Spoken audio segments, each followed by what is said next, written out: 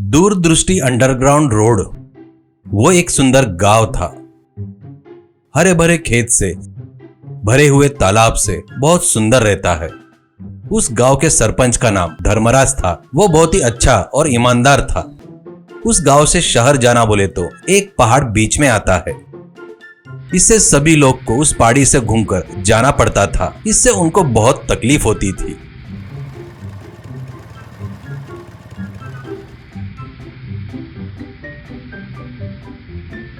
यही समस्या वो लोग धर्मराज से कई बार बताते हैं।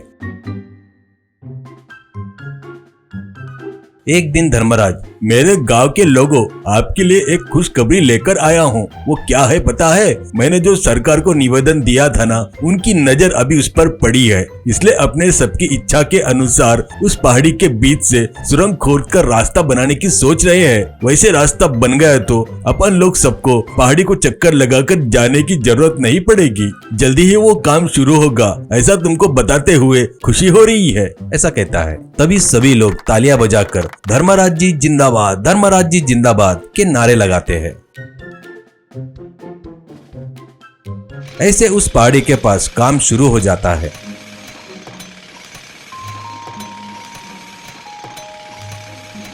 कुछ महीने बाद वहां पर रास्ता बनता है। अब शहर जाने वाले लोग उस सुरंग के रास्ते से जा रहे थे। पैदल जाने वाले, साइकिल, स्कूटर, बस, ट्रक सब उसमें से जा रहे थे। ऐसे ही रहते हुए एक दिन बहुत बड़ा भूकंप आता है। गांव में बहुत सारे घर ढह जाते हैं।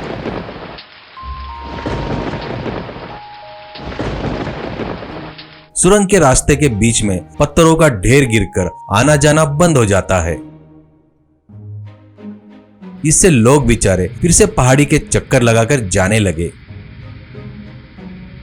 धर्मराज अधिकारियों को फोन पर फोन करके जल्दी से मरम्मत कराओ करके रिक्वेस्ट कर रहा था, पर अधिकारी लोग उस तरफ ध्यान नहीं देने से वो पत्थर वैसे ही पड़े थे। धर्मराज की हेमा नाम की एक सुंदर लड़की रहती है। वो बाहर आती थी तो बहुत सारे लड़के उसके पीछे आते थे। उससे वो प्यार करते हैं करके प्रेम पत्र देते या फूलों का गुच्छा देते, ऐसा करते थे, पर वो उनका आसानी से तिरस्कार करती थी। उसी गांव में सोमू नाम का एक लड़का रहता है। वो बहुत सुंदर था पर बहुत ही आलसी था। घर वाले कोई भी काम बताए तो वो नहीं करता था। क्या अभी क्या बता रही हो? जब सब्जियां लाने गया था सुबह तब बताना था ना। अब उतने दूर कौन जाएगा? उसके बाद, क्या पानी लेकर आओ क्या? वो मेरे से नहीं होगा। वहाँ पर सभी औरतें रहते हैं। उस पानी के नल के पास मुझे देखकर हंसते हैं। मैं नहीं जाऊंगा करके कुछ न कुछ बहाने बताकर काम करने से बचता था। सोमू कितना भी आलसी क्यों न हो, हेमा को वो बहुत पसंद था। दोनों भी लोग बहुत सालों से प्यार कर रहे थे। पार्क में, सिनेमा हॉल में घूमते हुए रहते हैं। एक दिन पिताजी रिश्ता देखने वाले से हेमा के लिए रिश्ता देखो करके बोलते वक्त हेमा देखती है। बाद में वो अपने पिताजी से अपने प्यार के बारे में बताती है। वो आलसी सोमू क्या? उससे प्यार करती हो क्या? उतने आलसी आदमी को मैं अपना जवाई नहीं बनाऊंगा करके बोलता है। हेमा, वो आलसी नहीं है करके मैंने साबित कर दिया तो उससे मेरी शादी करोगे क्या? ऐसा कहती है। तो वो ठीक है कहते हैं। वो बाद में उससे प्यार करने वाले सभी लड़कों को बुलाकर, प्यार करने वाला उससे प्यार नहीं भी किया तो पर वो खुश रहना ऐसी उनकी इच्छा रहती है, वही सच्चा प्यार है। तुम सबने मुझसे बहुत प्यार किया पर मैंने तुम्हारे प्यार का तुम्हारा तिरस्कार किया, पर मैं खुश रहूं ऐसा तुम सोच रहे हो क्या? तुम लोग मेरे लिए कुछ भी कर सकते हो क्या? ऐसे कहती है। उसमें से एक जन, तुमने हमारे प्यार का तिरस्कार किया तो भी हमने बुरा नहीं माना। तुम अच्छे से खुशी से रहे तो वही हमारे लिए बस है। बताओ हम लोग तुम्हारी क्या मदद करना चाहिए करके बोलते हैं। हेमा, मैं सोमू से बहुत प्यार करती हूँ। वो आलसी नहीं है करके साबित करके दिखाने के लिए मेरे पिताजी से शर्त लगाई। तुम सब लोग मिलकर सुरंग के वो जो पत्थर हटाकर वो रास्ता साफ करो। वो सोमू ने किया है करके मेरे पिताजी को बताओ, तब वो बहुत खुश होंगे। वो काम नहीं होने से वो बहुत दिनों से परेशान हो रहे हैं। सोमू ने वो काम किया करके उन्होंने मान लिया तो वो मेरी शादी सोमू से करा देंगे। यही तुम लोग मेरे लिए करने वाली मदद है, ऐसा कहती है। तो वो सब मान जाते हैं।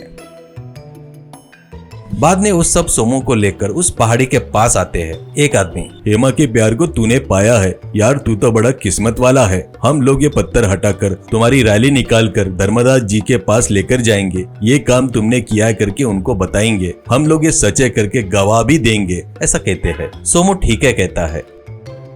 ऐसे वो लोग 96 घंटे मेहनत करके सुरंग के अंदर रोड पर के सारे पत्थर हटाकर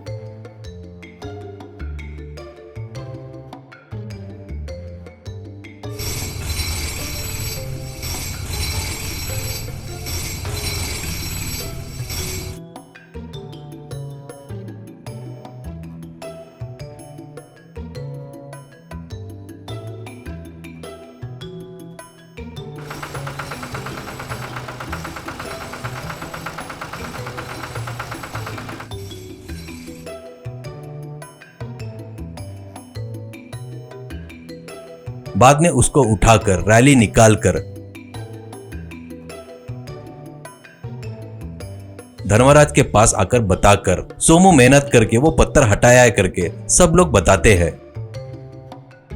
धर्मराज, ये आलसी ने वो काम किया क्या? सुनकर ही आश्चर्य हो रहा है। फिर भी इसको इसकी जरूरत क्या थी? ऐसा कहता है। तो एक व्यक्ति, वो हेमा से प्यार कर रहा है, आपने परमिशन दिया तो शादी करना चाहता है, इसलिए उसने ये काम किया है। ऐसा कहता है। हेमा, देखे ना पिताजी, सोमू आलसी नहीं है करके उसने साबित कर दिया ना। ऐसा कहती है। तभी सोमू, धर्मराज जी ये सब लोग झूठ बोल रहे हैं। मैंने उन पत्थरों को वहाँ से नहीं हटाया है। उन लोगों ने ही वो काम करके मैंने किया है करके आपसे झूठ बोल रहे हैं। मैं हमेशा से ही आलसी हूँ। ऐसा कहता है। तो वो सुनकर हेमा और लड़के चौंक जाते हैं। धर्मराज, शाबाश, आलसी हुआ तो भी क्या हुआ, तेरी ईमानदारी मुझे बहुत पसंद आई। मेरी लड़की से तेरी शादी करने के लिए मुझे कोई आपत्ति नहीं है। ऐसा कहता है। ऐसे हेमा और सोमू की शादी धूमधाम से होती है।